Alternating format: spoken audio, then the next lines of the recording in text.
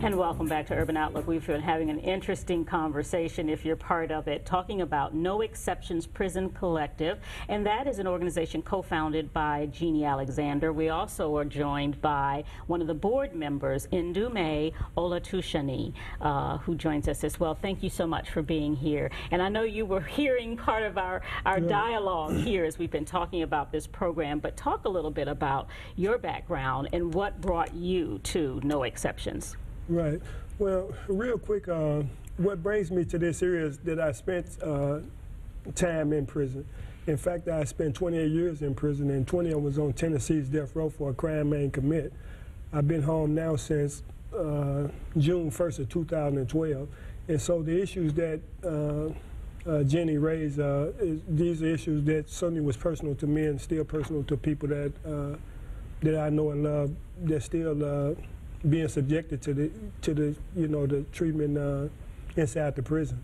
So talk a little bit about that, that treatment inside the prison. Right. What happens, what's going on? Give people an idea so they can get an idea, kind of have a feel of what this organization is fighting for. Right. Well, quick, I just want to pick up a little bit about what you was talking about in terms of people sitting in prison in this whole parole board issue.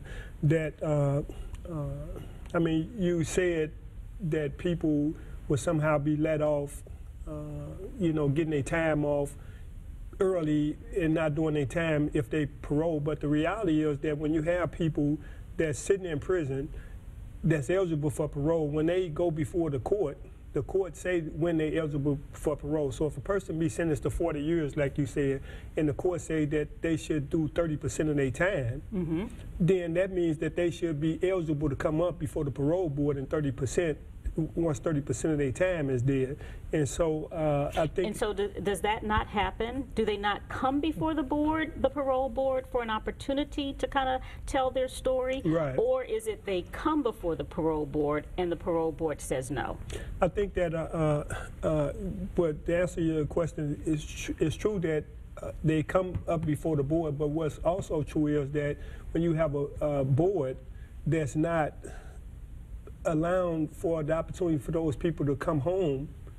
Jenny raised the point about seriousness of the offense. I mean, if you take somebody that's sitting in jail, a crack addict, who's sitting in jail, sitting in prison for 26 years, with a 26-year sentence for selling what they say is $20 worth of crack cocaine, he's an addict himself. That I mean, when this person come up, when he's eligible, and you had a parole board say because of the seriousness of the offense, and I'm not saying that selling drugs is not serious, but I mean, if you continually use this to deny a person an opportunity to come back out and be productive people, then I think that that's the issue that when you talk about the parole board, and certainly the issue with this 51-year life sentence, makes a person eligible for parole. I mean, the reality is that first off, they haven't had anybody that did 51 calendar years, and I think that the fact that you would have such a long sentence, you don't allow for people that have sit 15, 20, 30 years in prison, and it's totally different. Everybody's different. Most people sitting in prison for that amount of time, I'm telling you, the people that I know, these ain't the same people that, like she said, in the in the instant that they committed some horrible crime. And I don't think that the fact that we advocating that there is a rethinking of this, some sensibility about sentencing is somehow trying to absolve people from their responsibility for the crimes they actually committed. And so, so I think that that's certainly one thing. But the other thing too, in terms of you talked about a little bit about the healthcare system, and I thought Jenny did a really good job in terms of explaining that based on this whole privatization of the system. Because prison systems are money machines. I mean, they're businesses, right? They're run as businesses now. They're run as businesses now. Yeah, corrections. So they've got to make sure that they operate in a way that a business operates, but still do the service that they're supposed to be doing, correct? But that's the problem. Yeah, let's think about that for a minute. Okay? Let's say that you've made a deal with Correctional Corporations of America, for example, and they're going to provide incarceration services, all right, for your municipality, for your state. But as part of that contract, you have to guarantee them that you're going to ensure that 90% of the beds are filled. all right? So what happens Is that then? part of the contract? That's part of one of the contracts right now in Trousdale, is their guarantee of 90% of those beds are going to be filled. Okay, privatization of prison is absolutely contrary to the public interest. Number one, there's no incentive whatsoever for people to receive any treatment, for people to be rehabilitated. There's no incentive for rehabilitation because your product is that human flesh in your prison.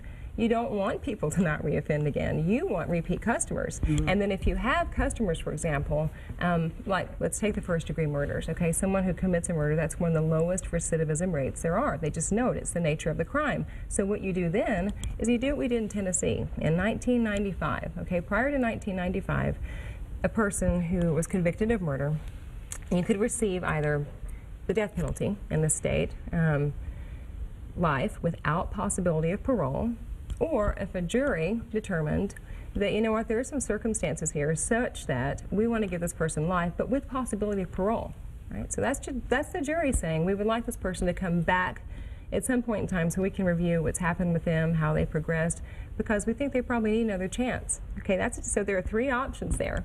1995 with truth in sentencing laws. Life with possibility of parole went from you'd serve about 25 about years, a minute left. Right, to 51 years.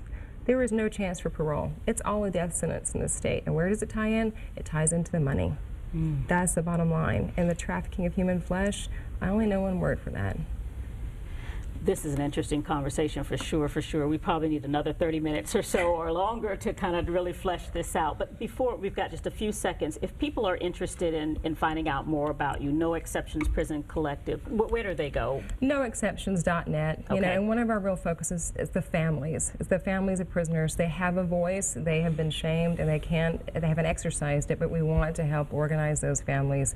They have a right to speak out because they love someone in prison. Right. I love someone in prison. Ndume loves people in prison. Ndume, Jeannie, thank you so much for being here and driving this conversation for us, and we'll make sure that we try to get you back and talk some more at some point.